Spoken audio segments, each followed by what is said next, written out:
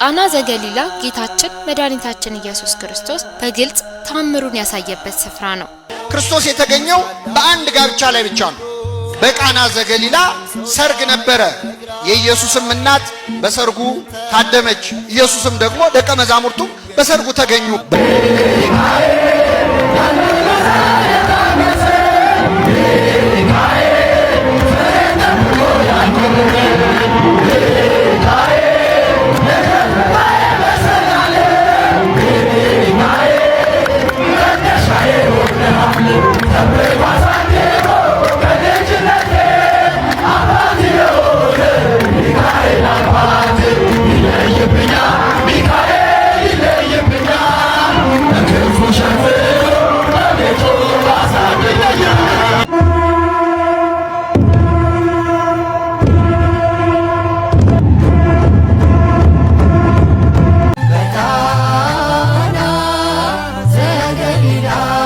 ወይን እኮ የላቸውም ማለች።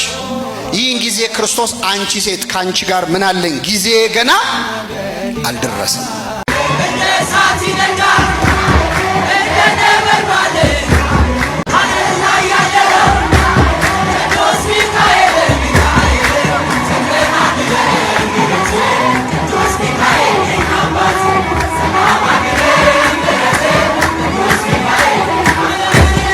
ሰላም ውድ ዙሻና ቤተሰቦች፣ ሰላም ውድ ኦርቶዶክሳውያን፣ እንኳን ለጥር 12 ለቃና ዘገሊላና ለቅዱስ ሚካኤል ዓመታዊ ክብረ በዓል በሰላም አደረሳችሁ። የጥምቀት ማግስት ጥር 12 ቃና ዘገሊላ ብለን ለምን እናከብራለን? ይህንን በማስመልከት የተማማርን ቆይታ የምናደርግ ይሆናል።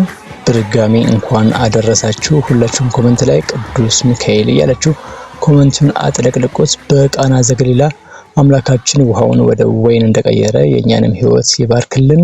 በዶኪማስ ሰርግ ቤት ከልጇ ጋር የተገኘች እመቤታችን እናታችን ቅድስት ድንግል ማርያም በመልጇ አትለየን። ወደ አዘጋጅነላችሁ ቪዲዮዎች ከማለፋችን በፊት ለብዙ ኦርቶዶክሳውያን ቪዲዮ እንዲዳረስ ሁላችሁም ቪዲዮ ላይክ በማድረግ ጀምሮ ቢያንስ 5000 ላይክ እና ከዛ በላይ ላይክ፣ ሼር፣ ሰብስክራይብ ያደረጋችሁ በቀጥታ ወደ መጀመሪያ ቪዲዮ ላሳልፋችሁ። ጥር 12 ለምን ይከበራል?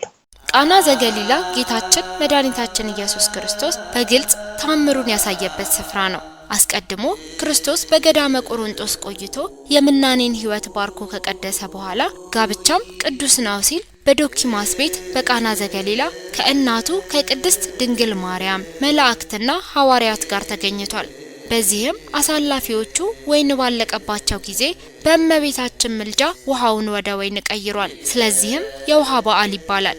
የክርስቶስ ጥምቀትም የውሃ በዓል ነውና አባቶቻችን የካቲት 23 ይከብር የነበረውን የቃና ዘገሊላ በዓል ወደ ጥር 12 አምጥተውልን ስርዓት ሰርተው እንድናከብር አድርገውናል። ለምን ጥር 11 አልሆነም ቢሉ የክርስቶስ ጥምቀት አበይት በዓል ውስጥ አንዱ ነውና እሱ ላይ ላለመደረብ ሲባል ጥር 12 ሆኗል። መልካም የጥምቀት በዓል። ጥር 12 ቀን በጎደለ የሚሞላ የበረከት አባት በዶኪማስ ሰርግ በቃና ገሊላ ከእናቱ ከእመቤታችንና ከቅዱሳን ሐዋርያት ጋር ተገኘ። ውሃውን ወደ ወይን ጠጅ ለወጠ። በመቀጠል ጥር 12 በቃና ዘገሊላ ሰርግ ቤት የተደረገውን ታሪክ ዲያቆን ሄኖክ ኃይሌ እንደሚከተለው ያስተምረናል። ወይን እኮ የላቸውም ማለች። ይህን ጊዜ ክርስቶስ አንቺ ሴት ካንቺ ጋር ምን አለኝ? ጊዜ ገና አልደረሰም። ብዙ ሰው ያሰናከለ ቃል። አንዳንድ ሰዎች ክርስቶስ እናቱን ነቀፋት ይላል። እንኳን ክርስቶስ እኔ ኃጢአተኛው እናቴን ሰው ፊት አልነቅፍም። አንዲት ሴት በዚህ በመጽሐፈ ነገሥት ምዕራፍ 17 ላይ ኤልያስ የተባለ የእግዚአብሔር ነቢይ በቤቷ እንግዳ አድርጋ ተቀበለች። ኤልያስ ቤቷ ሲገባ በሱ በረከት እግዚአብሔር ቤቷን ባረከው። ጥቂት ዱቄት ነበራት። ዱቄቱን ባርኮት ኤልያስ ጸልዮ 6 ወር ሙሉ ያንን ዱቄት ሲመገቡ ቆዩ። በኋላ የዚህ ሴትዮ ልጇ ድንገት ሞተ። ዮናስ የሚባለው ነቢይ ነው፣ ሕፃን ነው። የዛኔ ድንገት ሞተባት። ደነገጠች። ወደ ኤልያስ መጣች። ምን አለችው? የእግዚአብሔር ሰው ሆይ አለች። የማን ሰው ሆይ? ኃጢአቴን ለእግዚአብሔር ነግረህ ልጄን ልትገድል ነው ወይ ወደ ቤቴ የመጣኸው? ከአንተ ጋር ምን አለኝ አለችው ይላል። ካንተ ጋር ምን አለኝ ማለት ምን ጸብ አለኝ ካንተ ጋር ማለት? ከኔ ጋር ምን አለ አይደለም፣ እሱ ጸብ ነው። ከኔ ጋር ምን አለ አይደል? ካንተ ጋር ምን አለኝ? ኃጢአቴን ነግረህ ልጄን ገደልክብኝ አለች። የማርቆስ ወንጌል ምዕራፍ 1 ላይ ራሱ ሰይጣን ክርስቶስ ሲመጣ ሲያየው የናዝሬቱ ኢየሱስ ሆይ የእስራኤል ቅዱሱ የእግዚአብሔር ቅዱሱ ካንተ ጋር ምን አለን ልታጠፋን መጣህና አለ። ካንተ ጋር ምን አለን ማለት ምን ጸባለን ማለት። ስለዚህ ክርስቶስ ምን አላት? ካንቺ ጋር ምን አለኝ የለመንሹን እንዳላደርግ ምን ጠባለኝ፣ ነገር ግን ይህን የማደርግበት ጊዜ ገና አልደረሰም አላት። ይህን ጊዜ ድንግል ማርያም ዞራ የሚላችሁን ሁሉ አድርጉ አለቻቸው። አገልጋዮቹ ታዘዙ። በእንስራ ሄደው ከጉድጓድ ውሃ ቀድተው ጋኑን ሙሉት አላቸው። ሞሉት፣ እስከ አፉ ድረስ ሞሉት ይላል። እኔ አገልጋዮቹን እዚህ ላይ በጣም አደንቃቸዋል። ምክንያቱም ክርስቶስ ከዛ በፊት ታምር ሲያደርግ አይተውት አያውቁ። ተራ ሰው መስሎ ነው የሚሰማቸው። ሂዱና ውሃ ቅዱ ሲላቸው ለምንድን ነው የምንቀደው አላ። ሄደው ቀድተው ሙሉ አላቸው። ሞሉ፣ እስከ አፉ ሙሉት አለ፣ ሞሉ። ይህን ጊዜ ክርስቶስ ወይ ውሃው ላይ አልጸለየ፣ ወይ እጁን አልነከረበት፣ ወይ አላማተበበት። አንድ ቃል ካፉ ሳይወጣ ያንን 6 ጋን ውሃ እጅግ ድንቅ የሆነ የወይን ጠጅ ያደረገው አምላካችን ልብ አድርጉ። አልጸለየበት፣ አልነካ። አሁን ጠንቋይ ቢሆን እርግጠኛ ነኝ 15 ጊዜ ዞረዋል ጋኑን አይደለ? የሆነ ነገር ይደግምበታል። ክርስቶስ ግን በሐሳቡ ብቻ ውሃውን ወይን ጠጅ ያደረገው። ቅዱና ስጡላ አሳዳሪው አላቸው፣ ሰጡት። በቀመሰ ጊዜ አሳዳሪው አደነቀ ይላል። ጢሞ አንከረ ሊቀ ምርፋቁ ወይም የቤቱ አሳላፊ ቀምሶ አደነቀ። ምን አይነት የወይን ጠጅ ነው ብሎ አደነቀ። ይሄ ምን አይነት መሆኑን የምታውቁት አሁን ብዙ ጊዜኛ መጠጥ የምናደንቀው ጠጥተን አናታችን ላይ ሲወጣ ነው፣ እቺ ነገር አይለኛ ነች የምንለው። እሱ ግን ምን ባለ ጊዜ አደነቀ? በቀመሰ ጊዜ። ይሄ ማለት የክርስቶስን ስራውን ስትቀምሰው እስከ ዛሬ የጠጣኸው ነገር ያስጠላል፣ ቅራሪ ይመስላል። ለካ የእግዚአብሔር ስራ እንዲህ ነው ትላለህ። በዚያ ሰርግ ቤት ክርስቶስ ውሃውን ወይን አድርጎ ከመዋረድ አዳናቸው። አሁን ስለ ጠጅ እየተወራ ይመስላችኋል ወይ? አይደለም። ቤተክርስቲያናችን የትርጓሜ ቤተክርስቲያን ናት። ክርስቶስ ስለ ጠጅ አይደለም ይህንን ተአምር የሰራው። በወንጌልም የተጻፈው ጠጅ ስለሆነ ብቻ አይደለም።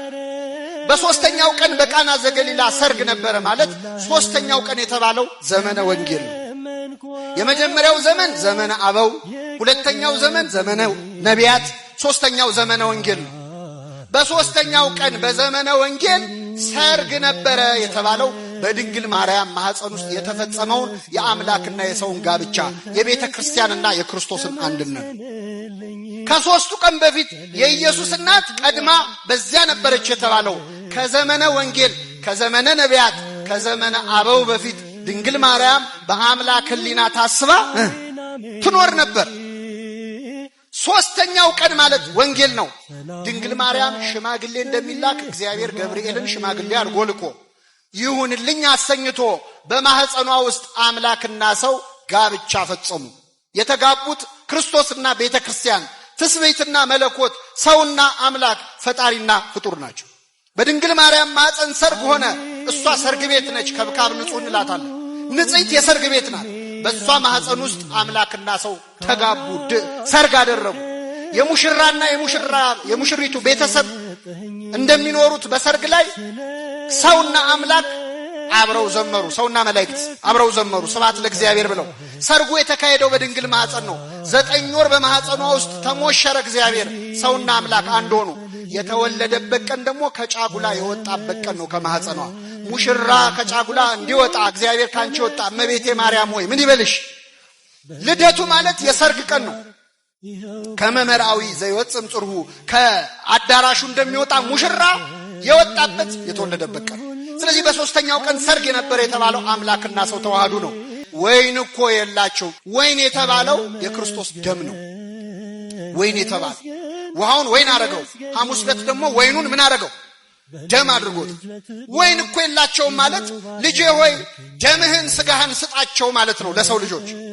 ክርስቶስ ምን አለ? አንቺ ሴት ካንቺ ጋር ምን አለኝ? ካንቺ የተወለድኩት ስጋዬን ደሜን ልሰጣቸው አይደለም ወይ? ነገር ግን ስጋዬን ደሜን የምሰጥበት ጊዜ ገና አልደረሰም። ስለዚህ በዛሬው ዕለት የተፈጸመው ምስጢረ ቁርባን ፈጽመዋል። እዚህ የምታዩቸው በጋብቻው መካከል እውነተኛው የወይን ጠጅን የክርስቶስን ስጋና ደም ተቀብለዋል። ሁላችንን ለስጋው ደግሞ ያብቃል። ለመምህራችን ቃለ ሕይወትን ያሰማልን። ጥር 12 የቅዱስ ሚካኤል ታቦት ከባህር ጥምቀት የሚመለስበት ቀን ነው። እጅግ በደማቅ ሁኔታም ይከበራል። ጥር 12 እንግዲህ የቃና ዘገሊላና የቅዱስ ሚካኤል በዓል ለምን ይከበራል? ይህንን በማስመልከት ደግሞ ቀሲስ ዶክተር ዘበነ ለማ ያስተምሩናል። መልካም ቆይታ። 12 ቀን የጥምቀት ማግስት ምንድነው? በዚህ ቀን የሚከብረው በዓል ዋናው ምንድነው? ምንም ጥያቄ የለውም። ዋናው በዓል ዛሬ ይሄ ዕለት የተሰየመው ታቦታቱ ሁሉ የቅዱስ ሚካኤል የሆኑ ታቦታት ያልገቡበትም ምክንያት የቃና ዘገሊላ በዓል አንደኛው ለሁሉም በዓል ይሆናል።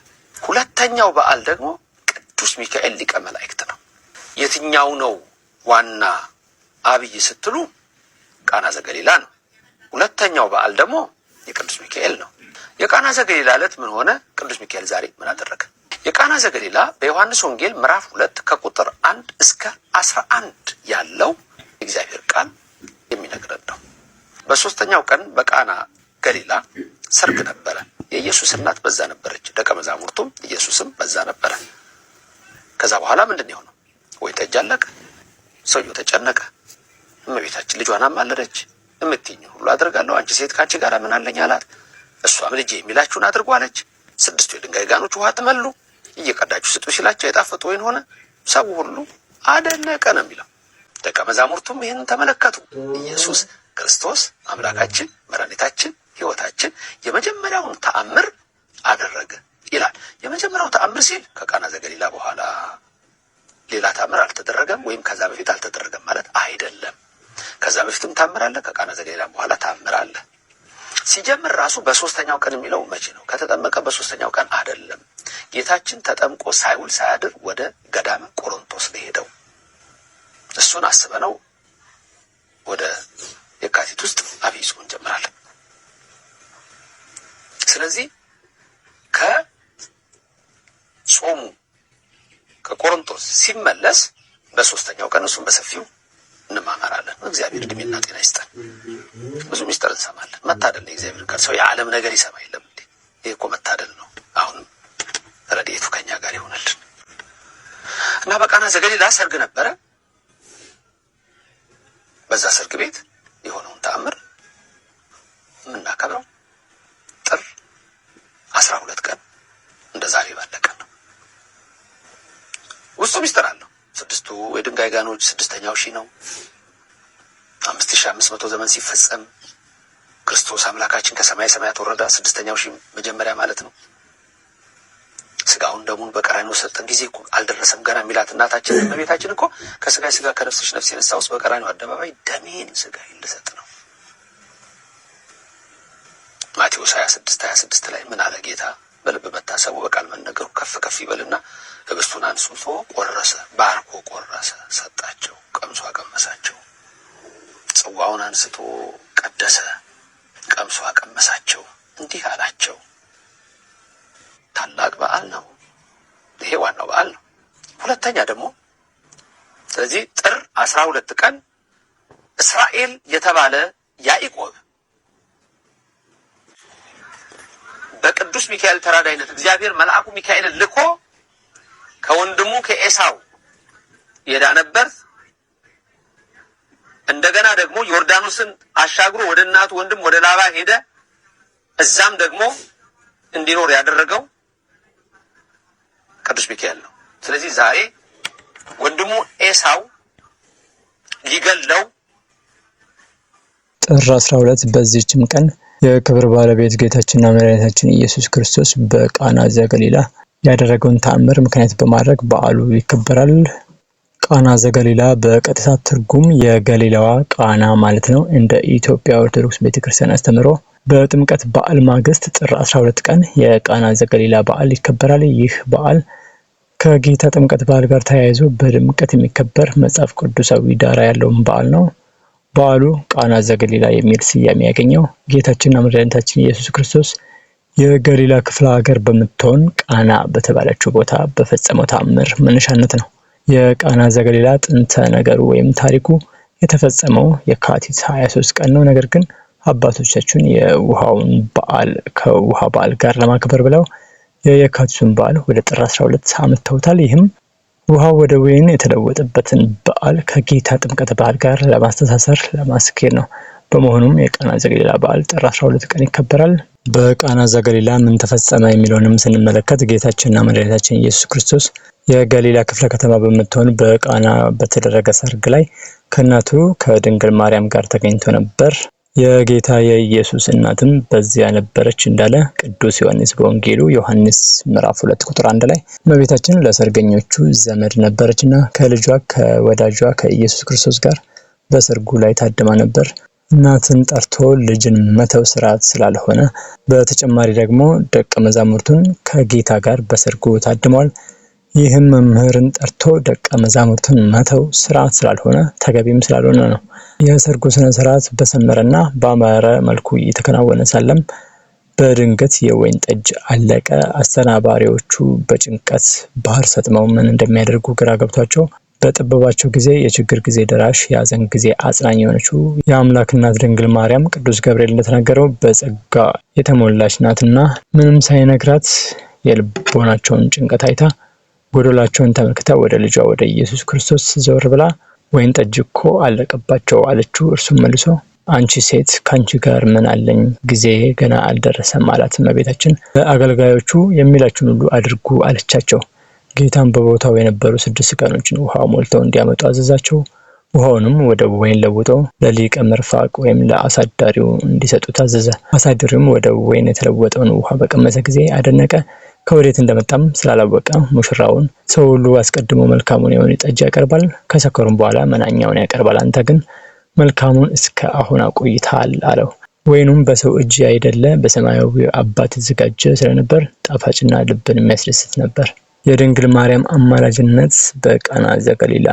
ጌታችን መድኃኒታችን ኢየሱስ ክርስቶስ በሰርግ ቤት ሳለ የወይኑን ማለቅ የማይመለከት ሆኖም አይደለም፣ ነገር ግን የእናቱን የድንግል ማርያምን አማላጅነት ሊገልጽ ስለ ወይኑ ማለቅ እስክትነግረው ድረስ አንዳች አላደረገም። ኋላ ግን የጭንቀት አማላጅ ድንግል ማርያም ስለ ወይኑ አሰበች፣ ልጇ ወዳጇንም ለመነች። እርሱም የእናቱን ልመና ተቀብሎ ተአምራቱን ፈጸመ።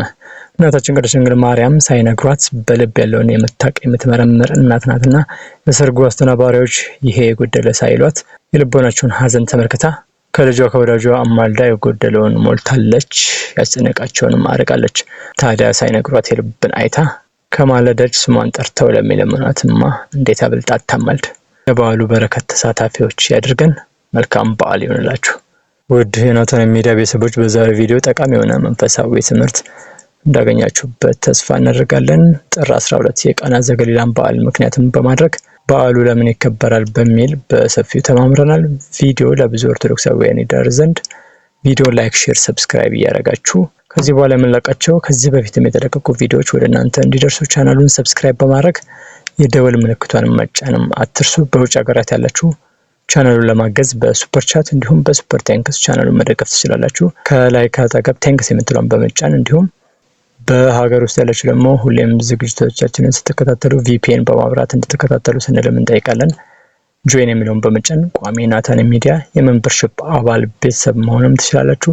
በዚህ ቻናል ምርትና አገልግሎቱን ለማስታወቅ እንዲሁም ለማንኛውም ሀሳብ አስተያየት በቴሌግራም @ሄኖክ6679 ብጽፉልኝ ይደርሰኛል። አዘጋጅና አቅራቢ ሄኖክ ነበርኩኝ ከናታን ሚዲያ። በድጋሚ እንኳን ለጥር 12 ለቃና ዘገሊላ ዓመታዊ ክብረ በዓል በሰላም አደረሳችሁ እላለሁ። በቀጣይ በሌላ አስተማሪ ቪዲዮ እስክንገናኝ እስከዛው ሰላም።